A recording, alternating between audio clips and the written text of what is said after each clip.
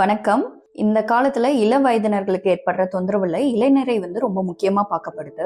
இந்த நரை திரை முப்புன்றதே நமக்கு ஏஜிங் டைமான 30 இயர்ஸ்க்கு மேல தான் நமக்கு ஏற்படணும். அதுக்கும் முன்னாடியே ஏற்படுறத தான் நம்ம இளநரைன்னு சொல்றோம். இந்த இளநரை இப்பெல்லாம் ஸ்கூல் ஸ்டூடெண்ட்ஸ்க்கே ரொம்ப ஏற்படுது. காலேஜ் ஸ்கூல் டைம்லயே ரொம்ப ஏற்படுறதுனால இது எப்படி ரிவர்ஸ் பண்றதுன்னு நிறைய பேருக்கு புரியாம இருக்கு. இன்னைக்கு இதை பத்தி பார்ப்போம். I am doctor Ragini Nivedita, BSMS MD Siddha, Velachery Thamarai health care. இந்த இளநரை பார்த்தோம் அப்படின்னா எதனாலனா ஏற்படுது அப்படின்னா நமக்கு ஜெனட்டிக்னால ஏற்படும். அதாவது நம்ம பேரண்ட்ஸ்க்கு இருக்கு அப்படின்னா நமக்கு ரொம்ப சீக்கிரமா வரதுக்கு வாய்ப்பு இருக்கு. அதுக்கு அடுத்து பார்த்தோம் அப்படின்னா ஆக்சிடேட்டிவ் ஸ்ட்ரெஸ்ன்னு சொல்லுவோம். இந்த ஆக்சிடேட்டிவ் ஸ்ட்ரெஸ் என்ன பண்ணும் அப்படின்னா பாடியில் அதிகமாகிறப்ப ஃப்ரீ ரேடிக்கல்ஸை நிறைய ப்ரொடியூஸ் பண்ணுது.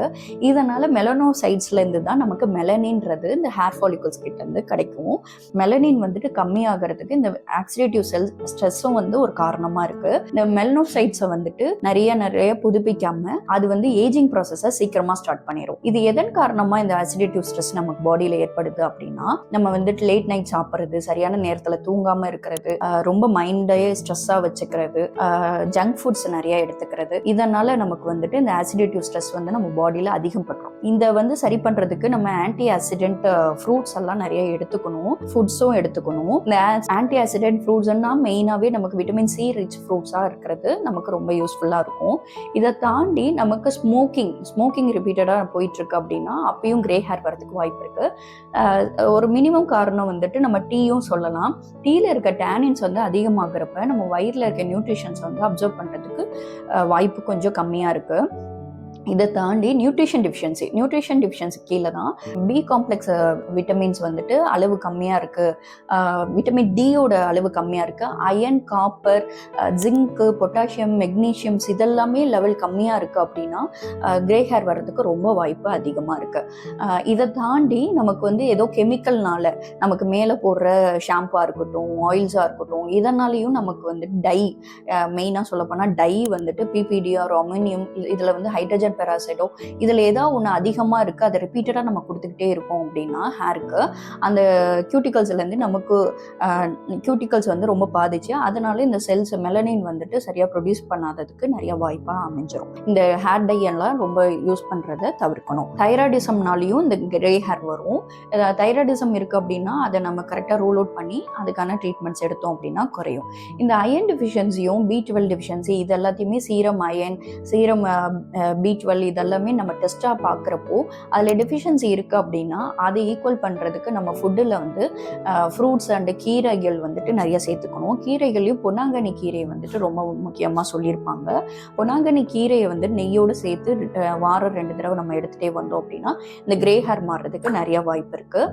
இது மட்டும் இல்லாமல் நெல்லிக்காவே ஜென்ரலாகவே அதில் சித்தால குறிப்பிட்டிருப்பாங்க அது மாப்பிளை போல் அழகு கொடுக்கும் அப்படின்னா இந்த ஏஜிங்கை கம்மி பண்றதுக்கு ஒரு முக்கியமான விஷயம் நெல்லிக்காய். இந்த நெல்லிக்காய் லிவர்லயும் நல்லா ஆக்ட் பண்ணி நம்ம மெட்டபாலிசம் இம்ப்ரூவ் பண்ணி ஏஜிங் விஷயங்களையும் நிறைய குறைக்கிறதுக்கு வாய்ப்பு இருக்கு. இது நம்ம முன்னாடி சொன்ன மாதிரி ஆக்சிடேட்டிவ் ஸ்ட்ரெஸ்ஸையும் குறைக்கிறதுக்கு இது ஆன்டி ஆக்சிடென்ட்டாவும் ஹெல்ப் பண்ணுது. ஸோ பொதுவாக இந்த நெல்லிக்காவை நம்ம ரெகுலரா முழு நெல்லிக்காவை வேக வச்சோ முழு நெல்லிக்காவோ எடுக்கிறதுல தான் நமக்கு ஃபைபரும் சேர்ந்து வரதுனால ரொம்ப நல்லது. இது ஜூஸாக எடுக்கிறத விட முழுமையாக எடுத்துக்கணும். கரிசாலையும் ரொம்ப ரொம்ப முக்கியம். இது பிரிங்கான்னு சொல்லுவோம். இதில் இருக்கிற ஃபைட்டோ கெமிக்கல்ஸ் நம்ம அப்ளை பண்ணுறப்பையும் சரி இன்டேக்காகவும் எடுக்கிறப்போ நல்ல ஒரு ரிசல்ட் கொடுக்குது. இந்த கரிசாலை மடக்கு தைலம்னு சொல்லி ஒரு 5-7 தடவை மடக்கி காய்ச்சறதுன்னு சொல்லுவாங்க. அந்த முறைப்படி ரெடி பண்ணுறதுனால இதை பாலில் 5-10 துளிகள் ரெகுலரா எடுத்துட்டே வந்தோம் அப்படின்னா கிரே ஹேர் மாறுறதுக்கு வாய்ப்பு இருக்கு. இதே ப்ரீமெச்சூர் கிரே ஹேரை ரொம்பவே நல்லா ரெடியூஸ் பண்ணும். கருவேப்பிலையை டெய்லி ஜூஸா எடுத்துட்டு வரலாம். இதை தாண்டி திரிபலா கற்பம், நார்மலா திரிபலாவே இதை மாதிரி இருக்கிற வைத்தியங்களையும் நம்ம சேர்த்து எடுத்துகிட்டே வந்தோம் அப்படின்னா நல்லாவே ரெடியூஸ் ஆகும்.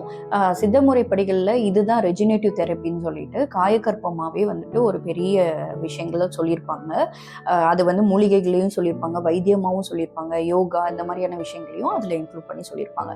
ஸோ சிதை முறைப்படி நம்ம இதை ஃபாலோ பண்ணிகிட்டே வந்தோம் அப்படின்னா நமக்கு இந்த ப்ரீமெச்சூர் கிரே ஹேரும் சரி கிரே ஹேரும் ரொம்ப சீக்கிரமாக வராமல் தடுக்கிறதுக்கும் ரொம்ப ஹெல்ப் பண்ணும். ஸோ இதை மாதிரியான ஹெல்த் ரிலேட்டட் கண்டென்ட்ஸ்க்கு நம்ம பேஜை சப்ஸ்கிரைப் பண்ணிக்கோங்க. இந்த மாதிரி இளைஞரை இருக்கிற உங்கள் ஃப்ரெண்ட்ஸ்க்கு இந்த வீடியோவை ஷேர் பண்ணுங்க.